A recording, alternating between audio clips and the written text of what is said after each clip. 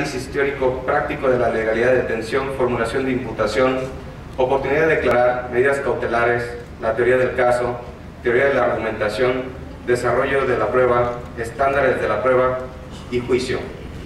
Con él nos acompañan el doctor Martín Jiménez Alatorre y el doctor Rogelio Barba Álvarez, jefe del Departamento de Derecho Privado de la División de Estudios Jurídicos de la Universidad de Guadalajara.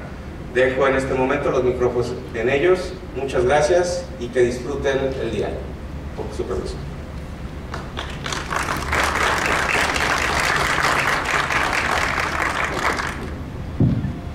Sí, muy buenos días. Muy buenos días a todos ustedes. Yo quiero agradecer principalmente a Víctor Sánchez, que me hizo la invitación a presentar brevemente al ponente que van a tener ustedes el día de ahora. Espero que lo aprovechen. Felicitar a todos y cada uno de ustedes por la iniciativa de venir a prepararse y seguir con esta práctica que ya es común de nuestro amigo Víctor, y obviamente, bueno, a todas las instituciones que participan en este Congreso Latinoamericano. Veo muchas caras conocidas, muchos amigos, espero que verdaderamente aprovechen. Nos vamos a ver el día de mañana en el push.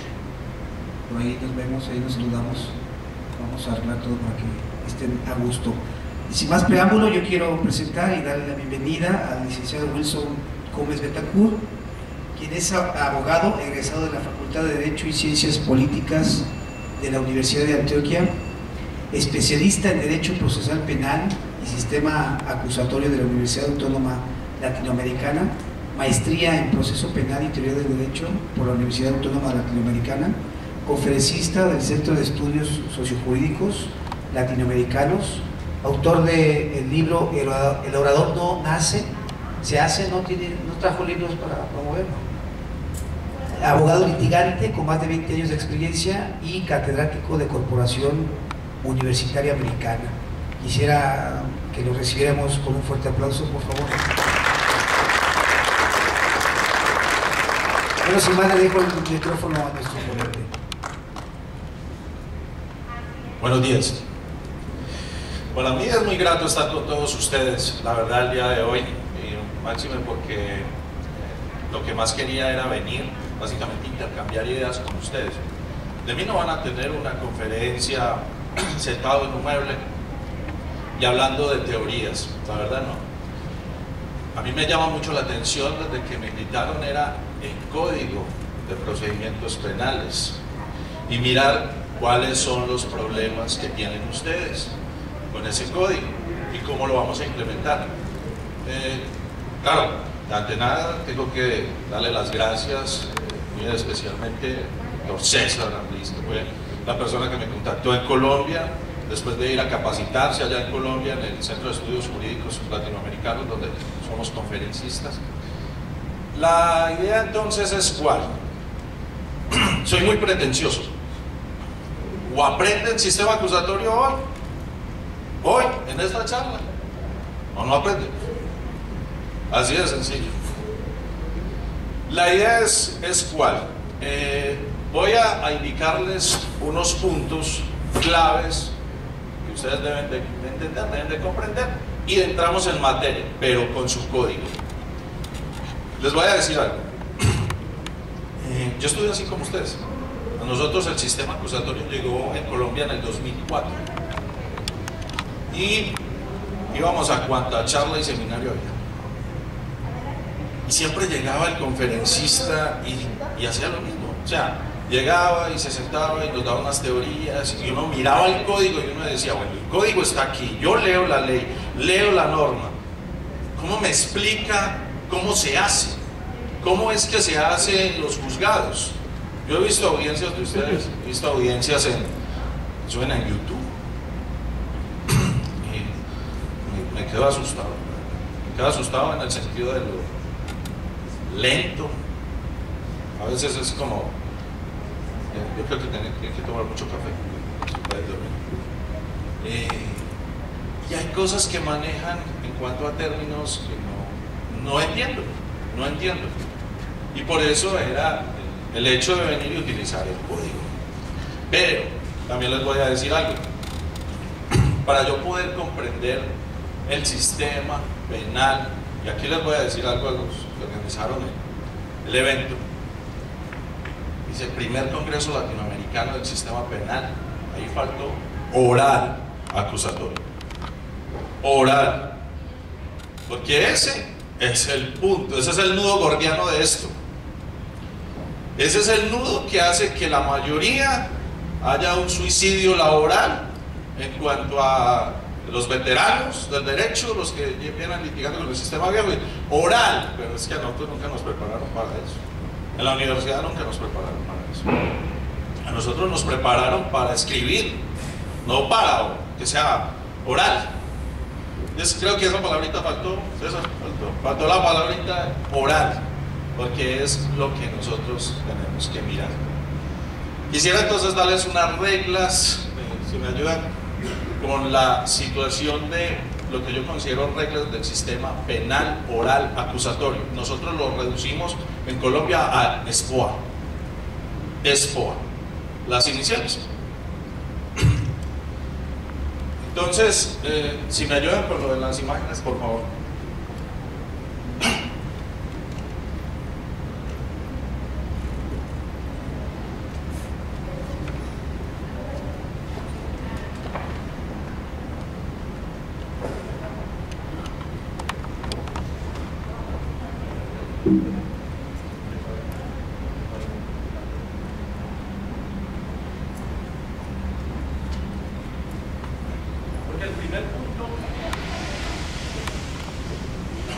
El primer punto que voy a tocar es la glosofobia. Y entonces cualquiera dirá aquí qué es la glosofobia. Pues la glosofobia es el miedo a hablar en público. Y creo que si ustedes están en un sistema penal, oral, acusatorio y tienen glosofobia, como dicen por ahí, están en el lugar equivocado.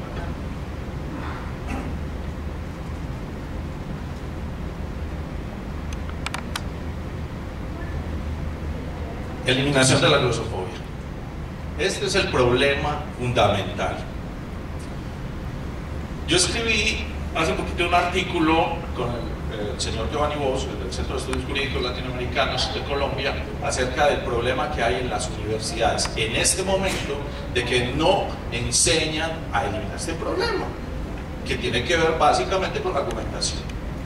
Y la mayoría de la gente dice, no, pero es que yo estuve en la universidad y yo sí exponía, sí exposiciones y todo. Eso no tiene nada que ver con esto, porque incluso la mayoría de las personas que trabajan o que litigan tienen este problema. Tienen este problema. Ustedes se van a encontrar con muchos abogados en el sistema penal oral acusatorio, no solamente el Ministerio Público de Defensa, o hasta el mismo juez, o el tribunal de alzada, que tienen este problema. Y un problema grande, porque imagínense ustedes en un sistema oral acusatorio donde no sepamos.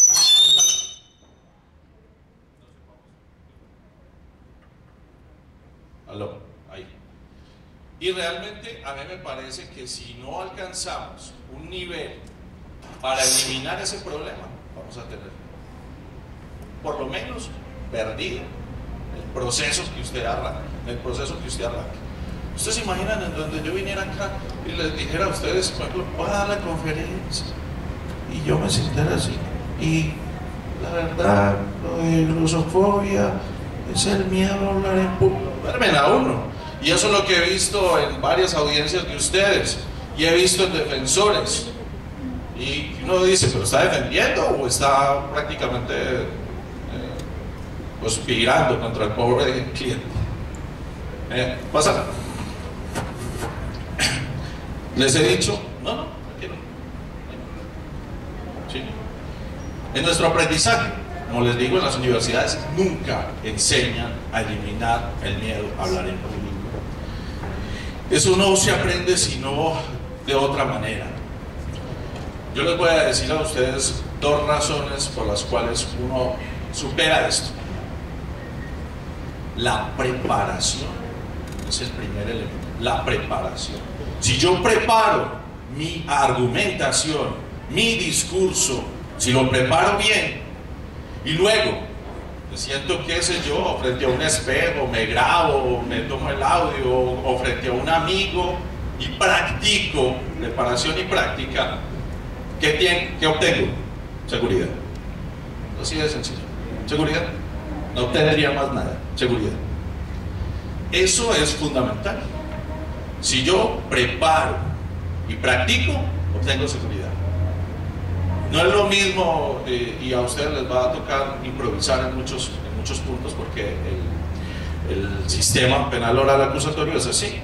Yo tengo que improvisar, y si yo no improviso mi argumento, puedo quedar como que ¿qué es la palabra, señor defensor?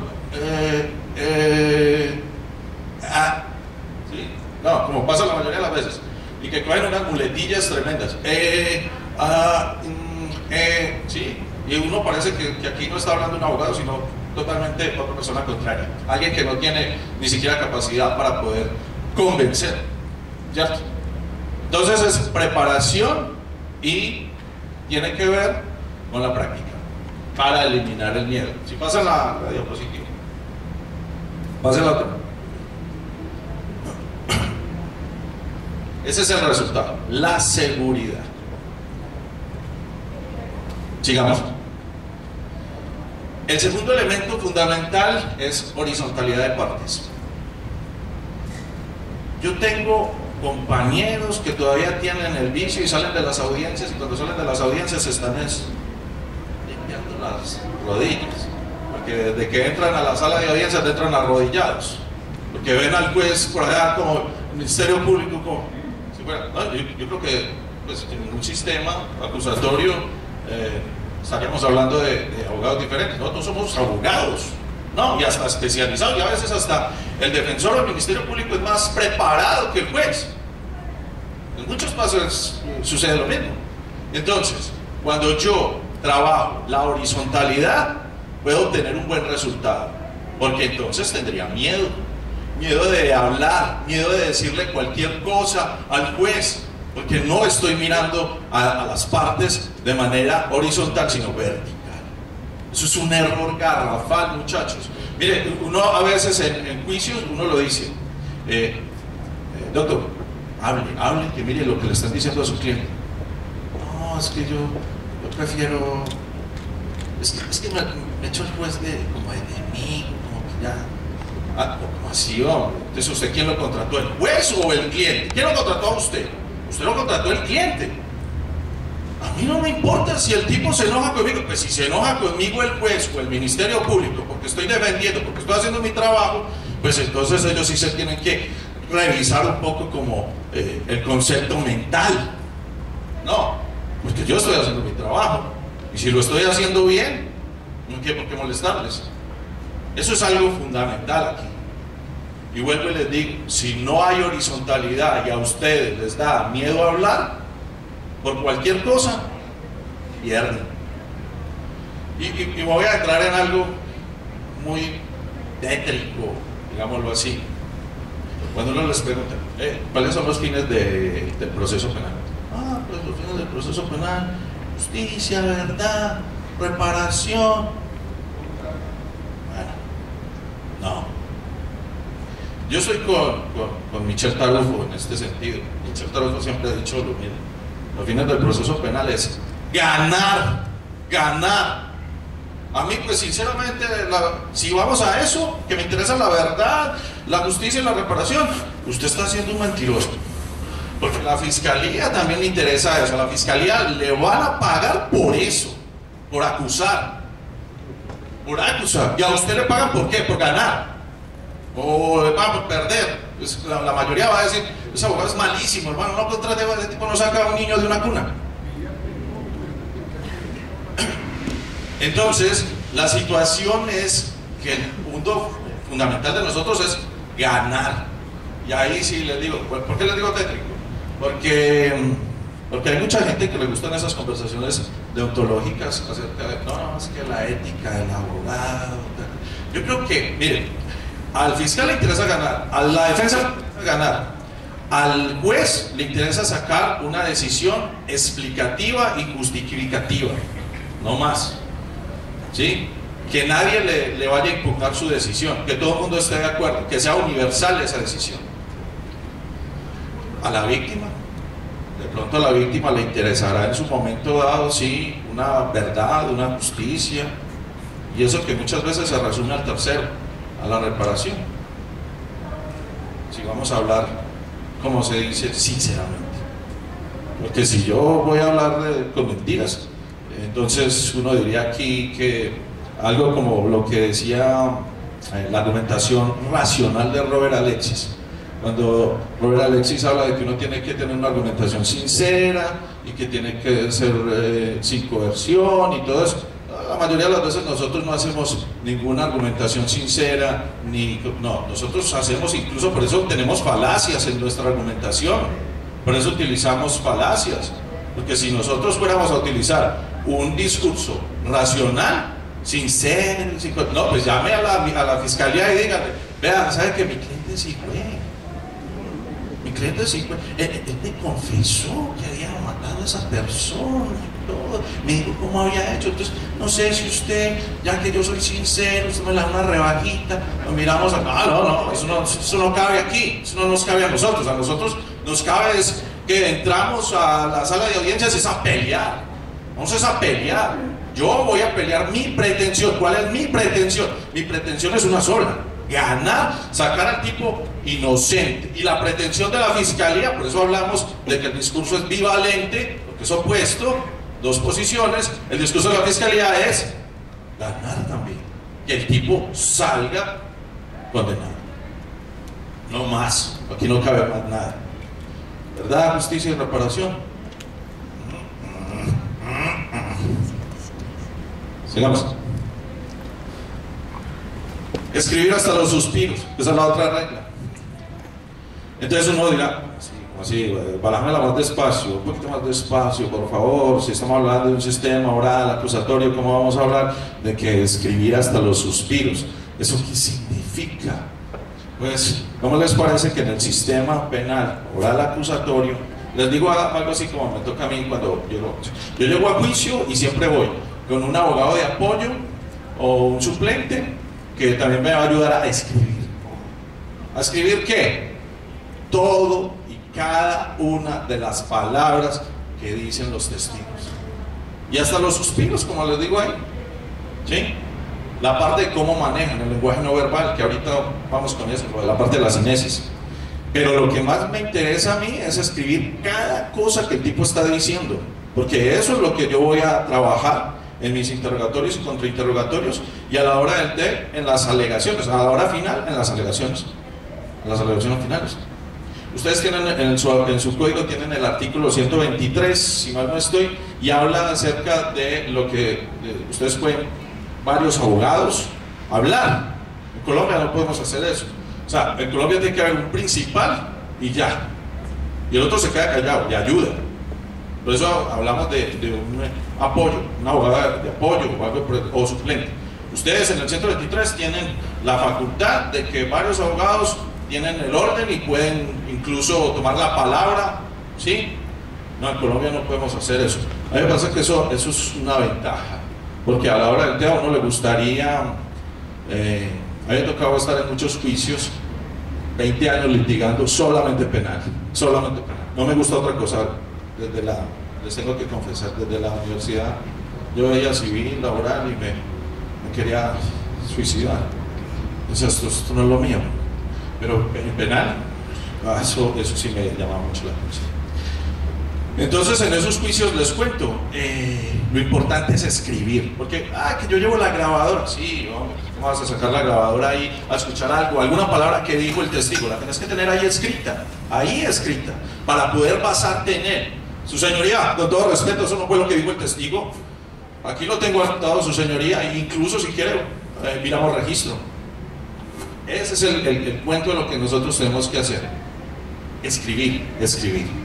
Y de ahí salen una cantidad de cosas. Si ustedes, cuando ustedes escriben, ahora vamos a hacer el trabajo realmente de eso. Porque como les dije, hoy aprenden o no aprenden. Pero yo soy muy pretencioso. Y hoy tienen que aprender el sistema penal oral acusatorio, por lo que quiero enseñarles. Por favor. La otra. Razonamiento lógico analítico. Organización de la información. Esto les puede parecer rarísimo. Oiga, ¿cómo así? ¿Qué razonamiento lógico analítico? No estamos pues en una situación de proceso sistema penal oral acusatorio en el Congreso.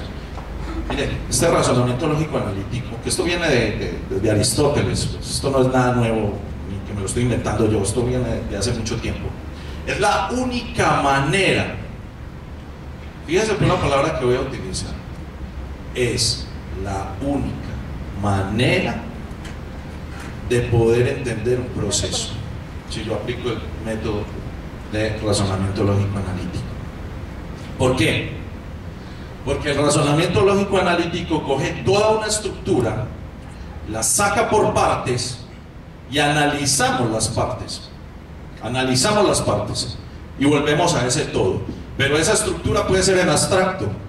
Pero en el momento en que tenemos la estructura en abstracto y sacamos punto por punto, ¿sí?, y analizamos esa información, para que me entiendan mejor, llegamos, ustedes llaman al mal llamado, y me perdonan, datos de prueba, que incluso para ustedes es un estándar de prueba. Datos de prueba, creo que está en el artículo 308, si mal no estoy. En la parte de los datos de prueba, ustedes, para nosotros lo entendemos como elementos materiales probatorios, evidencia física, información legalmente obtenida. Es decir, lo primero que encontramos, entrevistas, huellas, cosas como esas, ¿cierto? Ustedes lo llaman datos de prueba y es un estándar de prueba que no podía ser un estándar. Ahora les explico por qué no puede ser un estándar. Esos datos de prueba después se convierten en evidencias y después si pasa el filtro en juicio, filtro de todo lo que miramos, publicidad, inmediación y contradicción, pues se convierte en prueba. Pero serían datos de prueba, evidencias y pruebas. Ustedes unen dos audiencias que nosotros las vemos por separado: la acusación como acto complejo, escrito y oral, y la preparatoria, donde se hace toda la situación referente a lo de las pruebas. Esas cosas que ustedes unen, esas dos audiencias que ustedes unen, desde ahí es donde empezamos a saber cuáles son las evidencias que se pretenden llevar a juicio, ¿cierto? Y a veces uno llega y le entregan a uno, le descubren pues la prueba, supuestamente la prueba, pero apenas son evidencias, y le sacan a uno un mamotreto ahí de cosas, ¿cierto? Y uno dice, uy, esta vaina, ¿cómo la empiezo a leer, hermano? Esto ¿desde dónde empiezo? ¿Cómo le veo? Esas son las carpetas, doctor. O licenciado, perdón, licenciado. Y uno mira eso y uno dice, oh, esto, no, pues, no, se la deben mandar a algún asistente, ¿vale? A llamar al doctor Martín. No, la verdad lo que interesa aquí es el razonamiento lógico analítico. ¿Por qué? Porque empiezo a sacar partes por partes. En este momento ustedes lo van a entender de manera abstracta, es decir, ¿qué está diciendo este pendejo? No. La verdad es que vamos a hacer ahora, voy a darles un razonamiento lógico analítico para que ustedes lo hagan. Y cuando lo hagan, van a entender con claridad a lo que me significa. Y les va a servir, no se imaginan cuánto les va a servir. Yo, como les digo, yo estuve también ahí sentado y alguien una vez me dijo, ¿aplicar el razonamiento lógico analítico para estudiar un caso? ¿De qué me estás hablando? Pues del razonamiento lógico analítico, no lo conozco. Mira, es así. Ay, hermano, no sabe la ayuda que usted me dio con eso. Se vuelve muy fácil analizar información. Ahora les explico eso y lo hacemos para que lo aprendan. ¿Listo? La diapositiva, por favor. Método abductivo. ¿Cómo les parece que casi siempre nosotros, en especial en sistema penal acusatorio, dicen, que metamos el método inductivo? Ya sabemos pues cuál es el método inductivo, ¿cierto? O que el método inductivo pasamos al deductivo, de lo general a lo particular o de lo particular a lo general. Realmente esos métodos no nos sirven de mucho. Sirven para unas cosas, pero no nos sirven de mucho. Realmente el método que sirve, y se los confieso muchachos, en 20 años, créanme, no les estoy diciendo mentiras, es el método abductivo. El método abductivo parte desde hipótesis, ¿sí? Y con las hipótesis logramos lo que nosotros estamos buscando, plantear desde ya una teoría del caso para irnos a juicio. Con el método abductivo también quiero hacer con ustedes un ejemplo. Yo les voy a dar unos datos y analizamos el método abductivo. ¿Listo? Ahorita pues, más adelante. Estoy simplemente sacando las reglas de lo que vamos a ver. ¿Listo? Por favor. Validez de la argumentación, verdad procesal, estándar de prueba y carga de la prueba. Les explico. Validez de la argumentación es que los argumentos que yo construyo a lo largo del proceso, me lleven a obtener una verdad procesal. Ojo, no es la verdad de justicia y reparación que estamos hablando ahora, no. Verdad procesal. Les digo algo, el proceso penal tiene verdades relativas. Nunca vamos a saber la verdad, vamos a tener una aproximación de lo que pasó, ¿sí? Y esas son verdades relativas. Y a la hora del té, cuando se tenga la decisión, vamos a tener una verdad procesal. No, para nada tendríamos que hablar de que la verdad procesal es un cuento completamente aparte. Los estándares de prueba tienen que ver mucho con la parte de la argumentación, porque es que no se necesita. Y aquí quiero que me pongan un poco más de atención referente a esto, para que me entiendan, porque ahora voy a volver con esto, pero necesito que hagan de cuenta que el proceso penal es una montaña, ¿cierto? Cuando a mí me empiezan con las audiencias preliminares, lo que sé yo, detención, lo de captura, la formulación de imputación, las audiencias que son de trámite, y empezamos, ahí no se necesita mucha, digámoslo así, lo que ustedes llaman datos de prueba, ¿sí? Se necesita un poco, nomás, un poco, para saber si vamos a imponer una medida o no, ¿cierto? El proceso continúa. Hablando con muchos de sus compatriotas, dicen, oh, este sistema tiende a la impunidad, este sistema, todos salen, a ellos se les olvida algo que es como fundamental, algo muy coloquial. No, pues que el proceso sigue, el proceso continúa, el proceso no se queda simplemente porque en las preliminares salió, no le pusieron medidas y va para la casa y todo lo demás, no. Y esperan pues vinculación de proceso, todo, no. Aquí la situación del estándar de prueba es que a medida que avanza el proceso exige más elementos, digámoslo así, probatorios para pasar al otro punto. ¿Y por qué les digo cuál es el problema de ustedes? Porque llega un punto donde ustedes confunden datos de prueba con probabilidad. Les voy a decir cuáles son los estándares de prueba de ustedes en el sistema. El sistema que ustedes manejan datos de prueba, probabilidad y convicción. Eso son, convicción quiere decir de que no puede haber una sentencia condenatoria sin una convicción más allá de toda duda razonable, ¿cierto? Eso es lo que ustedes tienen establecido. Yo voy a volver a esto después, solamente les quiero señalar de que la validez de mi argumentación depende del estándar de prueba. Y hay algo que ustedes parece ser que no lo tienen muy en cuenta, de lo que está en el artículo 130 de ustedes, que es la carga de la prueba. La carga de la prueba es ¿de quién? Del Ministerio Público, no es mío. Y en el sistema penal oral acusatorio, cuando uno empezaba el sistema penal oral acusatorio, uno creía que existía no la carga de la prueba, sino la carga dinámica de la prueba. Es decir, que yo tengo que demostrar que yo soy inocente y la fiscalía tiene que demostrar que yo soy culpable. No es así. Su sistema es muy claro. Dice, la carga de la prueba es del Ministerio Público. El Ministerio Público es el que tiene la carga de la prueba, no la defensa. Eso es algo clarísimo. ¿Ustedes se acuerdan, por ejemplo, cuando uno era niño y cometía una travesura y de pronto la mamá, ¿quién se comió las galletas? ¿Quién se comió las galletas? No, yo mamá, no, yo no fui, seguro fue fulano, o mi hermanito, tal cosa. Y uno hasta ponía cara de ternero huérfano, es que yo no fui. Cosas como esas.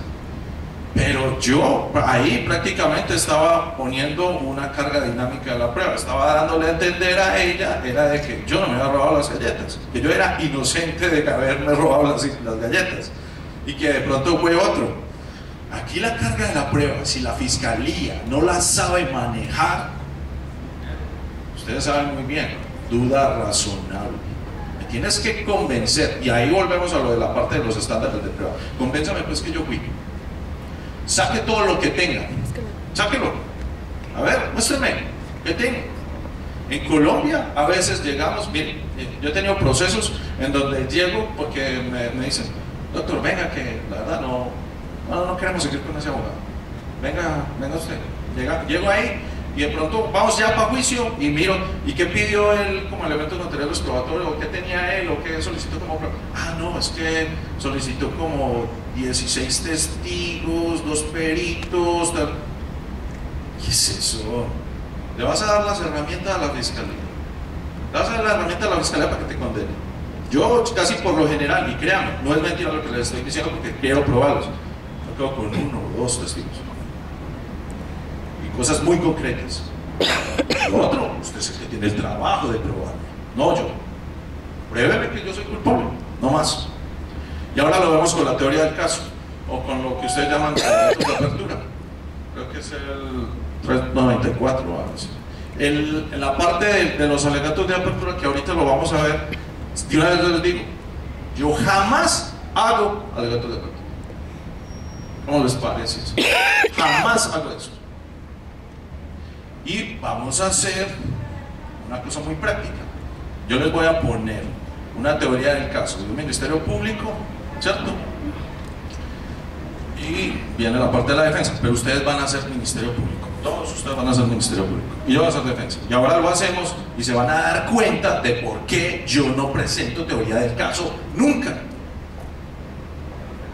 Porque me pondrían una camisa de fuerza. Ahora les explico eso. Vamos a la otra diapositiva. La estructura de mi argumentación. Mi argumentación solamente se estructura con el razonamiento lógico analítico, es decir, con la información que extraje de cada una de las partes del proceso. Ya he analizado mi información, tengo completamente la información analizada, aplico un método abductivo, saco mi hipótesis de lo que posiblemente pasó, ¿sí? Y lógicamente a eso le sumo el desahogo de la prueba. Lo que ustedes llaman desahogo de la prueba, nosotros lo llamamos el desarrollo de la prueba. En ese desahogo de la prueba ustedes saben que está el interrogatorio, los contrainterrogatorios, todo lo de la parte testimonial, documental y pericial. Pues en ese desahogo de la prueba, de acuerdo a lo que vaya pasando, es que yo extraigo todo lo que va a ser parte de mi argumentación, que se va a ver reflejada en lo que se llaman alegatos de conclusión o alegatos de cierre. Fíjense que hay una cosa que ustedes hacen con la parte de los documentos, que ahorita miramos eso. Se busca, nosotros utilizamos refrescar memoria o impugnar credibilidad. Esas son las palabras. Ustedes tienen otras palabras completamente diferentes, ahorita las analizamos. Y aclaraciones, son 3 puntos. Nosotros nunca hacemos aclaraciones, porque nosotros las aclaraciones pues se las damos en los alegatos de apertura y en los alegatos de cierre. Y créanme, hacer aclaraciones dentro de un interrogatorio y un contrainterrogatorio puede volverse en contra. Ahora les explico por qué. Sí. El razonamiento dialéctico. ¿Cuál es el razonamiento dialéctico? Pues nuestro fin, lo que perseguimos. ¿Qué es lo que perseguimos nosotros? Persuadir. ¿Persuadir a quién? Al juez. O en el caso de ustedes, a los 3, ¿cierto? A los 3 jueces. Persuadir, siempre ese es el único objetivo. Persuadir. Aquí no hay otra. Aquí no hay otra.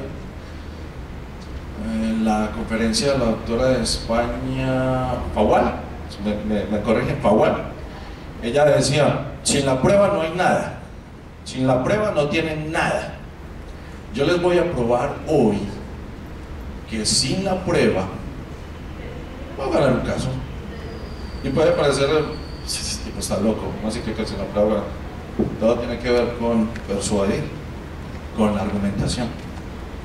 Yo sé que por aquí ha venido Manuel Atienza, me contaba el doctor Eduardo, El doctor Manuel Atienza es el español que ha manejado todo el tema de la argumentación. Él en un libro incluso empezó a desarticuló a Teodoro Bittman, desarticuló a Chadi Perelman, desarticuló a Tolvin, a Neil McCormick, a Robert Alexis, los desarticuló a todos y digo, bueno, la teoría de la argumentación parte de tres elementos: formal, material y pragmático. Y en el pragmático, si ustedes miran, estaba lo de persuadir. Si no hay persuasión en la argumentación, no se logra nada. Y créame, he estado mucho tiempo analizando eso, porque eso hace parte de mi teoría. De hecho, por eso tengo aquí a alguien que está ansioso de que escuche la teoría, que es